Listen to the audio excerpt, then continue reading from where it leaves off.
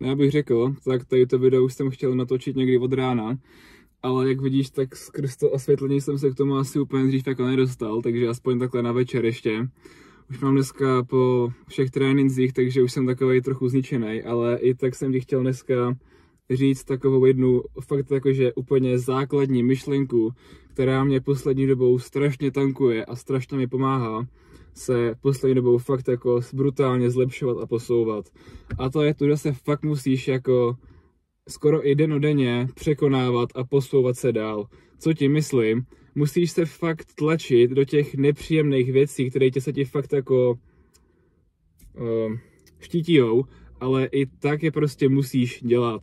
Já když to vezmu na sebe, tak jako když vezmu takový ty extra věci, co se jako snažím poslední dobou dělat, tak třeba od základky, fakt jako celý život, moje taková věc, kterou fakt jako absolutně nesnáším, tak je běhání.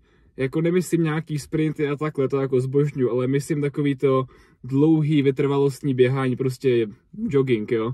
To je fakt věc, kterou absolutně že nesnáším. Ale tak jsem si nějak jako asi 2 týdny zpátky říkal, že jako jsem dělal zrovna rest day, že jako přece celý den jako nebudu jenom doma, takže bych si dal odpoledne nějaký kardio, jak to většinou dělávám na ty rest day. No a říkal jsem si, ty půjdu se projít, nebo dám si sprinty a u toho přemýšlím nějak prostě v důkladu hlavy myšlenka, ty vole, co kdybych si šel jako zaběhat. Tak jsem si říkal, ty vole, běhání nesnáším a takhle a přesně v tu chvíli mi došlo, že běhání je to, co budu to odpoledne dělat. Takže jsem se odpoledne vzal a šel jsem si zaběhat. Šel jsem udělat tu věc, která je pro mě fakt ta nejvíc nepříjemná, nejodpornější, nejhnusnější věc, co existuje, a i tak jsem ji šel udělat. Uběhl jsem do té doby nejvíc nějakých, co vím, možná 2 kiláky nejvíc, a jsem fakt jako v životě moc extra neběhal, takže fakt jsem nedal více jak 2 kiláky v kuse a to už jsem jako ostával, že byl fakt jako úspěch. No tak jsem si řekl, že se jako zkusím trochu hecnout a hnedka na úvod jsem si dal krásný 4 kiláky, což jako pokud někdo běhá, tak jako není moc, ale já jsem s tím byl fakt jako mega spokojený a úplně mi to ve mně zlomilo i trochu takový ten odpor k tomu běhání, ale hlavně mi to dalo takovou tu, mi to prostě přijalo k tomu sebevědomí, že se dokážu překonat, i když mě něco fakt jako brutálně sere. A právě to je za mě ten celý point. Ale u toho běhání to nekončí. Jako třeba teďka, jak natáčím tady různý videa a takhle, tak pokud mě třeba sleduješ i na mém Instagramu, což pokud mě tam nesleduješ, tak já rozhodně sleduj, tak hodně natáčím přes den. Mají takový myšlenky, když mě třeba něco napadne, někam jdu, něco mě napadne, tak prostě vytáhnu mobil a jako točím, storíčka. No a většinou mě takhle natáčím třeba i někde venku a taková moje věc, se kterou jsem jako bojoval, je, že když jsem třeba šel na ulici a prostě jsem mluvil do toho telefonu a viděl jsem, že třeba okolo mě někdo jde, nebo se na mě jako někdo čumí, tak jsem jako znervózněl, byl jsem potom v tom videu takovej nesvůj. A tak jsem si říkal, tyjo, hej, takhle to dál nejde.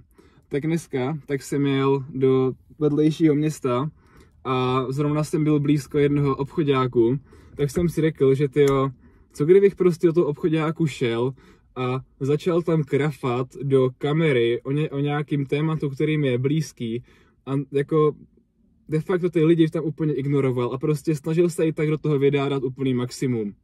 No tak jsem dneska přijel, šel jsem do toho obchoďáku, nebudu lhát, třeba prvních 5, možná i 10 minut jsem tam tak jako chodil okolo a říkal jsem si, ty vole, dám to, nedám to, ale pak jsem si řekl, že hej, nebudu prostě slabko a prostě se odhodlám. Takže jsem jako fakt jako, když to takhle vezmu, tak většinou u tady z těch věcí je nejtěžší ten začátek. Takže fakt jako ten moment, ta minuta, co jsem tam držel v ruce ten mobil a snažil jsem se ho prostě zvednout nahoru a zmáčknout to nahrávání, to bylo nekonečný. Ale jakmile jsem to zmáčkl a začal jsem tam krafat, měl jsem vyhráno.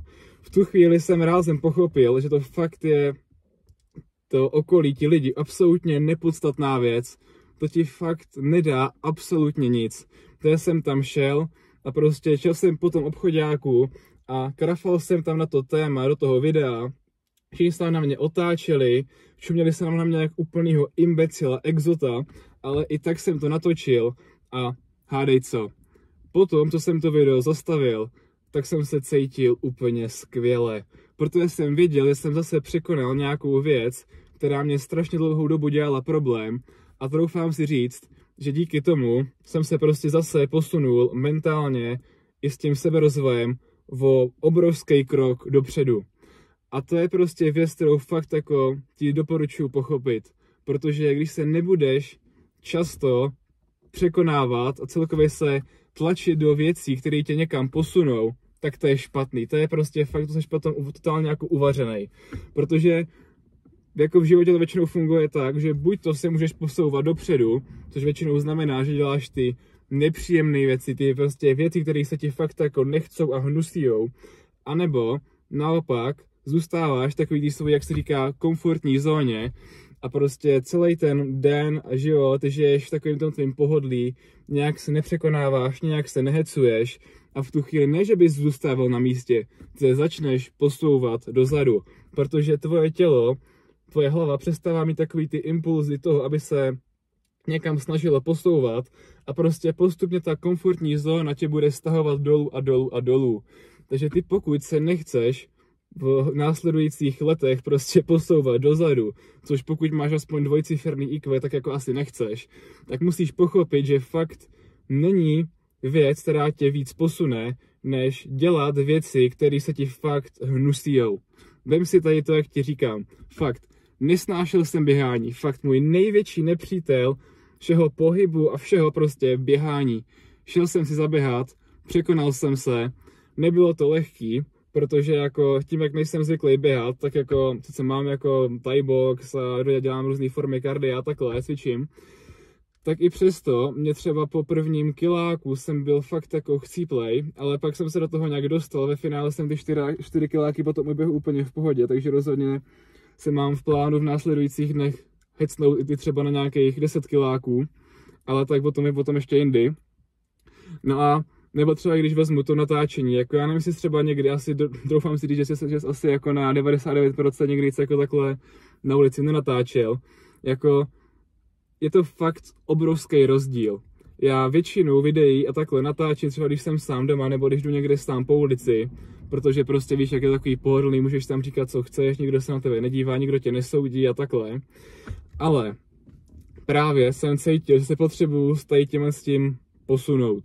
A právě proto mě nenapadlo nic lepšího, než fakt jako jít přímo do té noční můry, která mě fakt jako jsem si říkal, jak to někdo může dělat. Když jsem takhle viděl na YouTube, na Instagramu lidi, co jdou prostě do obchoďáku, třeba jestli něco říká jméno Jack Pigot, tak on prostě většinu svých videí má tak, že jde do nejvíc rušního obchoďáku někde v Británii a tam prostě do toho žvatla úplně jako fakt kolikrát i hlubokých tématech. Je vidět, že ti lidi se jako na několikrát čumí jak na úplného imbecila a on i tak prostě má v piči a říká úplně, co chce. A to se mi strašně líbilo.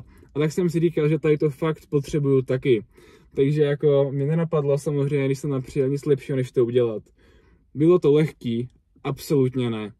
Ale jsem rád, že jsem to udělal. Rozhodně. A právě ty si musíš takhle najít fakt takovou věc, možná taky mohl rozsvítit. Tady si takhle musíš najít věc, která tě prostě fakt bude jako ti až svírat žaludek, až se tě do toho fakt jako nebude chtít. A to i tak uděláš. Protože jako je lehký dělat věci, které jsou ti příjemné. Ale když máš fakt nějakou věc, kterou nesnášíš, nechce se ti do toho a ty to uděláš, vyhrál jsi. A takhle musíš prostě stakovat ty věci a takhle funguje sebevědomí.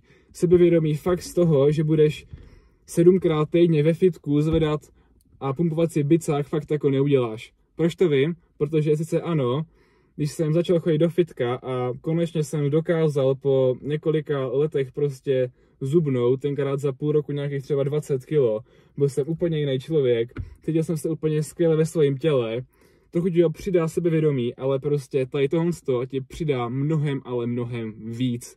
Fakt jako překonávat se je ten nejlepší lifehack pro tvoje sebevědomí. Proto většinou ti nejsebevědomější lidi jsou ti, to se prostě často překonávají. Takže pokud ty se nebudeš v životě nikdy překonávat, tak nemůžeš do prdele čekat, že se někam posuneš.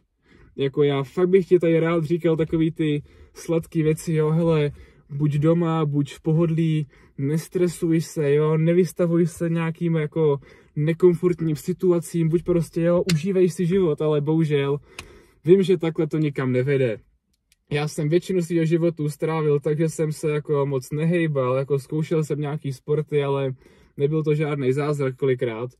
A zbytek si prostě svého volného času jsem většinou buď to scrolloval na telefonu, nebo potom, když jsem měl, tak jsem třeba hrál hry na PlayStationu, nebo čuměl na YouTube, na kompu a takhle. A jako fakt, tady to tě nikam neposune. Musíš se prostě fakt sebrat a jít hladově po těch věcech, co tě serou, co ti jsou nepříjemný, co tě fakt jako žerou uvnitř, jako ti žerou duši, a jít prostě dělat. To je nejlepší věc, co můžeš udělat, tak to pochop.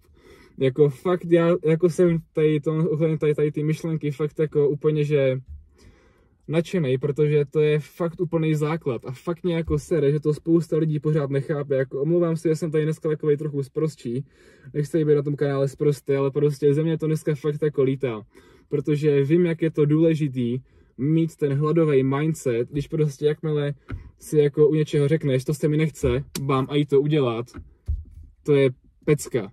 Nebudu lhát, taky kolikrát se mi jako stane, že prostě vím, že se mi něco nechce dělat a kolikrát se prostě k tomu fakt dokopávám brutálně dlouho, ale v 90% tu věc stejně udělám. Ať už je to třeba, že se chci hecnout a jít třeba překonat nějaký svůj strach, třeba to běhání, nebo třeba, jak jsem dneska natáčel to video, nebo třeba plásnu, když jsi ve fitku a vidíš tam třeba nějakou hezkou holku, tak ji prostě oslovit, jo? To jsou prostě fakt věci, které ti dají potom strašně moc. I když se z těch věcí kolikrát nedostaneš maximum, tak i tak, to, že už vůbec tu věc jako uděláš a pokusíš se o to, to ti dá brutálně, ale že brutálně moc. Fakt si jako zatím stojím a fakt by tady to mělo být základ každého tvýho rozhodnutí. Fakt jako se snažit pušovat se co nejdál, protože v tom komfortu se nikam nedostaneš. Jako sorry, ale pokud si myslíš, že tím, že budeš celý den dělat věci, které tě bavijou a prostě, nebo samozřejmě baví tě můžou i tady ty náročné věci, prostě takový ty věci, které tě jako jsou pro tebe náročný, jo. Scrollování, žraní nějakých tady sladkých tyčinek celý den, u toho se dívat na Netflix, jej, wow, ne, bohužel. Pokud tady tohle je pík tvýho dne a těšíš se celý týden na to, že budeš celý víkend jenom trávit takhle, tak mě tě fakt upřímně líto. A mě tě fakt upřímně líto, protože já jsem tam byl taky. A vím, že je to fakt to nejhorší, co můžeš udělat. Tvoje tělo se bude na začátku, tvoje hlava fakt jako spouzet, bude ti říkat, ale jo, ta moje situace není až tak špatná, já se fakt to cítím dobře, je to v pohodě a takhle. Ale ne, prostě fakt si jako uvědom, dej si takovej ten reality check, že fakt tvoje situace je na hovno. Uvědom si to a něco dělej. Ať je to cokoliv, nemusí to být třeba i ani nějaká fyzická aktivita, prostě ty víš, jako já de facto bych tady mohl říct, ale když se teďka zamyslíš, tak tebe napadne, co je přesně ta věc, která tě sere, která tě nebaví a která víš, že by tě posunula dál. Ty to sám víš, takže po mně nechtěj, tady vyjmenovávám nějaké věci, které máš jako začít dělat, protože ty prostě víš, nejseš blbej, nejseš retard, takže najdi si tu věc, která víš, že tě posune nejdál a uvidíš, jak na tu věc začneš dělat a začneš se prostě posouvat, tak ti to fakt mega pomůže. A jo, jak jsem tady nakonec rozsvítil světlo, tak doufám, že ti moje krásná tvář nechyběla, ale to jsem chtěl. No, to bylo asi tak nějak pomalu všechno, už to asi nemá cenu dál tu myšlenku obkecávat, protože stejně mi něco říká, že se stejně většina lidí na tady konec z toho videa nedostane, protože to si budem, úplně to nemám v plánu tady ty raw talky nějak extra editovat, takže bohužel pokud to někdo nezvládne dokoukat do konce, tak už i to je problém, ale pokud se díváš až teďka až do konce tady toho videa a na tady tom kanále mě neodebíráš, anebo mě ani nesleduješ na Instagramu, tak to naprav, protože něco na tobě bude. Už jenom to, že ses dostal fakt až semka, znamená, že jsi na dobré cestě a myslíš to se sebou vážně. Takže pokud tě už fakt sere ta tvoje situace, kde seš a že by tě měla srát, tak není prostě nic lepšího, než si říct, nasrát a jít si prostě po těch svých cílech.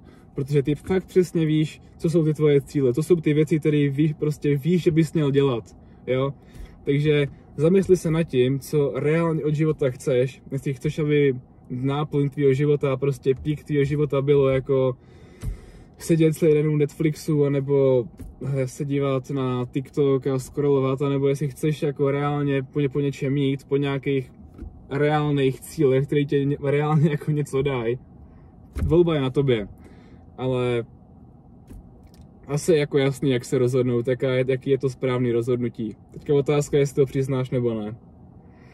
Protože ono, začít se o něco dělat, může být kolikrát těžký. Tvoje hlava tě bude strašně chtít táhnout dolů, bude tě chtít strašně překecávat, že jako je to všechno v pohodě a že všechno je svatý a že jsi prostě úplně, máš krásný život a takhle. Ale když prostě přestaneš tady ten vnitřní hlas poslouchat a že bys ho měl přestat poslouchat, tak ti dojde, že fakt bys měl jako začít něco dělat.